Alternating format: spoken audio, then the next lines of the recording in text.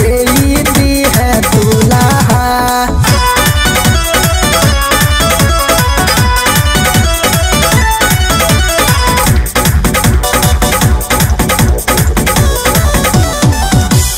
हम गेरुआ सूट या बाकी बोला बम के बाहर में शिव के मनाई बहामहू जाके देवा घर में। हम गेरुआ सूट या बाकी बोला बम के बाहर में शिव के मनाई बहामहू जाके देवा घर में। हमारो नीमन मिली है ससुर नीमन सास सखी हो। हमारो नीमन मिली है ससुर नीमन सास सखी हो। बाबा दे दी है दूल्हा झकास सखी हो। बाबा दे दी है दूल्हा झकास सखी हो। बाबा दे दी है दूल्हा।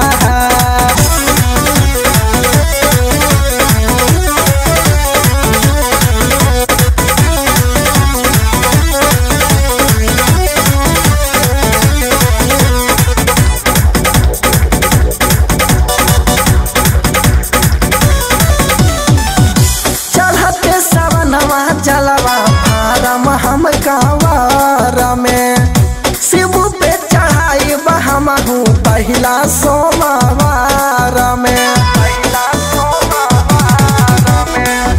चढ़ते सवनवा जलवा फारम हम कांवर में शिव पे चढ़ाई बहमहू पहला सोमवार में। हाँ हाँ जे भी जाला सखी हो। बाबा पूरा करे ले सभा के आस सखी हो। भोला दे दी है दूल्हा झकास सखी हो। बाबा दे दी है दूल्हा।